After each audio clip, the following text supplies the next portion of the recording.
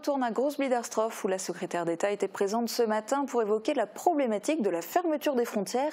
Marie-Morgane, qui a-t-elle rencontré ?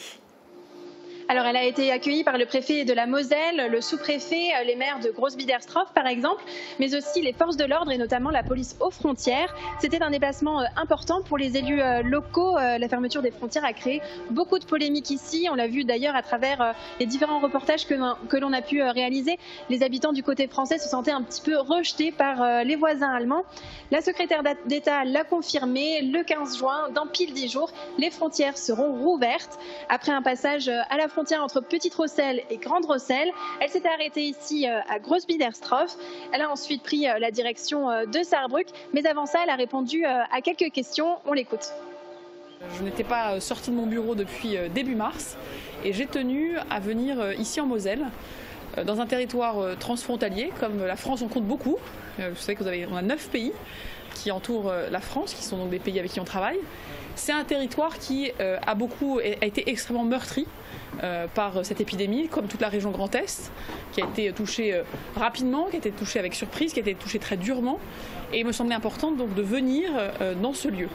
À double titre, d'abord pour exprimer ma sympathie, mon soutien avec ce territoire, et aussi parce que c'est un territoire qui est très symbolique, qui a vécu, comme je dis parfois, le confinement doublement, parce qu'il a vécu les règles françaises, il a aussi vécu les conséquences des règles allemandes, et notamment toutes les questions autour des frontières.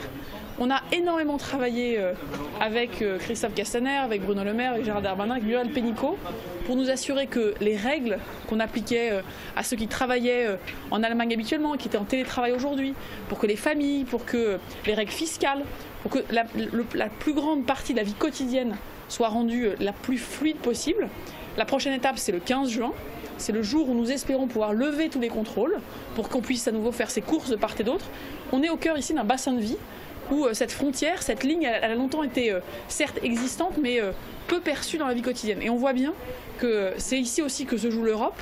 Et donc c'est aussi ici qu'on a besoin, par étape, de faire comme on le fait en France, que ce déconfinement, il doit aussi inclure cette capacité à aller de l'autre côté, de part et d'autre. Je serai juste après en Allemagne, je rencontrerai les autorités de la SAR, le ministre-président. C'est aussi important pour moi de les remercier de leur solidarité. Vous savez qu'ils ont accueilli beaucoup de patients français dans leurs hôpitaux. C'était nécessaire à un moment donné. C'était aussi cette solidarité franco-allemande qui a été à l'œuvre, qui a demandé beaucoup de travail, avec bien sûr les ministres de la Santé français et allemands, avec les autorités locales, avec les autorités de la région. On a tous beaucoup travaillé pour qu'à la fois on lutte contre le virus, mais qu'on n'oublie pas ce qui fait notre caractéristique dans ce territoire, c'est-à-dire nos relations franco-allemandes, faites d'amitié, de solidarité, faites aussi, on l'a vu, de nécessité de beaucoup coopérer, et je crois qu'on a pu bien avancer. Alors, ce qui est clé, effectivement, c'est qu'on puisse travailler à ce que ça ne se reproduise plus jamais. On doit dire qu'on a été dans une situation exceptionnelle, très surprenante. Humainement, on l'a vu sanitairement, on a vécu quelque chose de très dur et je crois qu'il faut qu'on le reconnaisse. Je crois qu'on a fait tous beaucoup d'efforts, on s'est tous beaucoup adaptés. Effectivement, je crois qu'on a aussi beaucoup travaillé pour que cette décision surprenante, immédiate qui s'est imposée à nous, on puisse graduellement la rendre, notamment pour les gens qui travaillaient, je vous l'ai dit, pour les familles, qu'on puisse aller rendre visite aussi aux personnes âgées, que les familles avec les gardes d'enfants. On a essayé de par étapes de rendre tout ça à nouveau possible. Maintenant, il est clair pour nous que nous devons, et c'était d'ailleurs au cœur de l'initiative franco-allemande entre le président de la République et la chancelière Merkel, que nous devons travailler à ce que dans le futur, si besoin, on fasse différemment, que ce ne soit pas aussi brutal, qu'on puisse s'organiser, qu'on puisse mettre des règles pour qu'on fasse les choses différemment. Je crois que c'est un objectif que tout le monde a bien compris, et du côté français évidemment, et du côté allemand. Et aujourd'hui, on a l'occasion, c'est aussi un message que je vais porter, vous voyez, là, dans quelques minutes, aux autorités sarroises, que cette relation franco-allemande, elle s'est construite pendant des décennies à partir aussi d'événements très durs.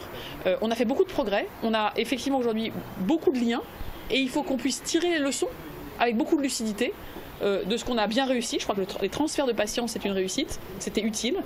Et aussi de ce qu'on a moins bien réussi. Je crois que sur le sujet frontalier, on a à apprendre de ce qui s'est passé et qu'on ne reproduise plus ça dans le futur.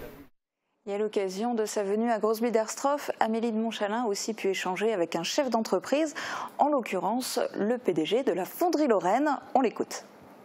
Ben oui, globalement, c'est-à-dire qu'on est complètement intégré, les échanges sont quotidiens. Il y a 5 camions par jour, semi-remorques par jour qui partent vers l'Allemagne. Il y a beaucoup d'échanges de techniciens. On a en permanence plusieurs techniciens machines allemands qui sont chez nous. C'est une imbrication totale, quoi, hein. Et c'est peut-être bien que les instances parisiennes se rendent un peu compte, je dirais, de l'imbrication qu'il y a des deux économies, des deux mondes ici dans des zones frontières, quoi. Pour nous, la frontière n'existe plus. On peut même prendre des cas, les gens sont malheureux quand ils ne peuvent pas aller faire leurs courses en Allemagne, quand ils ne peuvent pas aller à la piscine juste en face et tout ça. Donc oui, pour nous, l'ouverture des frontières est très très importante.